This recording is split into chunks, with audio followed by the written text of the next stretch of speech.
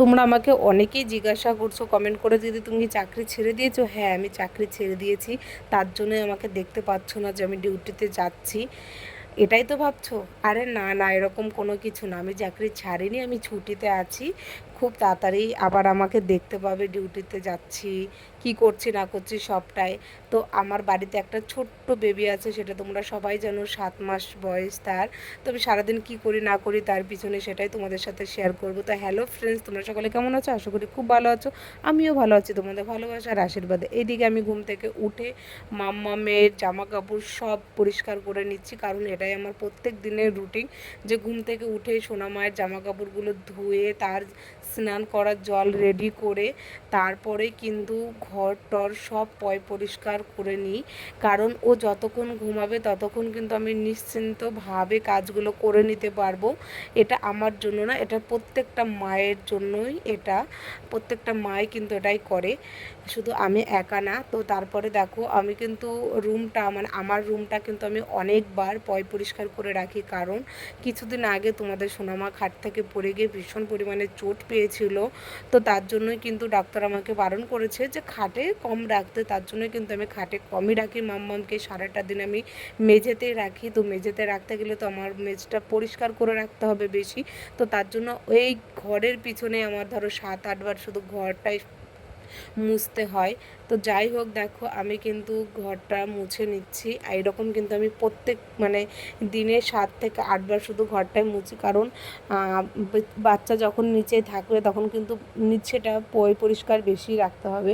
আর এদিকে আমার মাম্মাম এখনও ঘুমাচ্ছে, ও যতক্ষণ ঘুমাবে ততক্ষণ আমি নিশ্চিন্তে কাজগুলো করে নিতে পারবো, কারণ ওকে ছেড়ে কাজ করা একটু কষ্টই হয়। ও ভীষণ কান্না করে, খুঁতখুত খুঁতখুত করে।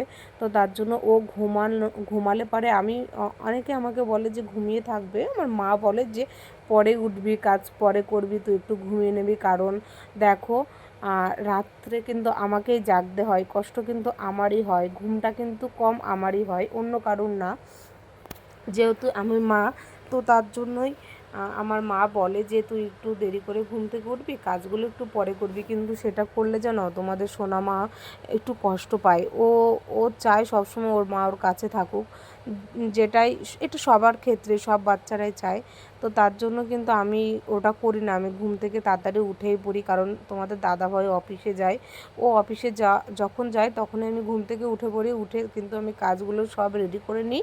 ও ঘুমাতেই কিন্তু আমার সব কাজ মোটামুটি হয়ে যায়। কিন্তু প্রত্যেক দিন যে তোমাদের সোনামা ঘুমায় সেটা না, যেদিনকে ও তাড়াতাড়ি ঘুম থেকে উঠে পড়ে সেদিন একটু মানে অসুবিধা হয়। তো যাই হোক, দেখো ও এখনও ঘুমাচ্ছে, আর এদিকে কিন্তু আমার সব কাজ হয়ে গেছে।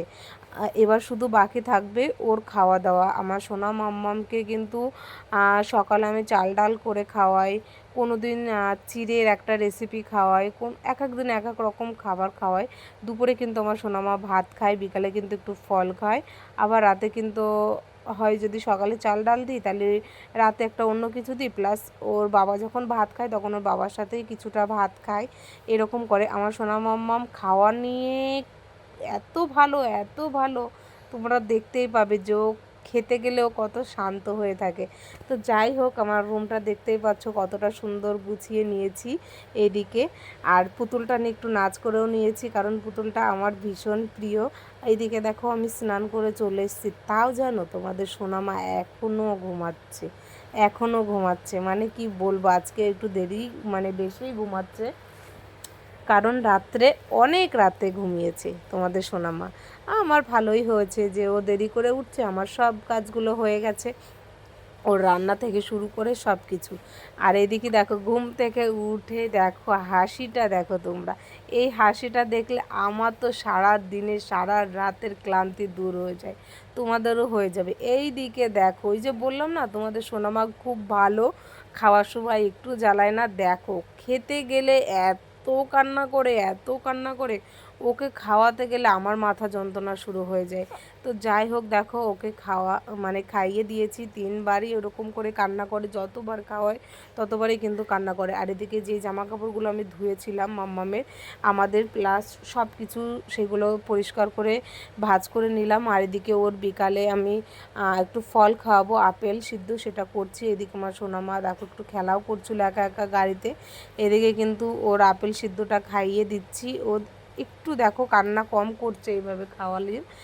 আর ভাত খাওয়াতে গেলে তো ভীষণ কান্না করে, ভীষণ কান্না করে। এদিকে তারপরে দেখো আমি কাজ করে নিচ্ছি। ওর যে বাসনপত্রগুলো হয়েছিল সেগুলো সব আমি ধুয়ে নিচ্ছি।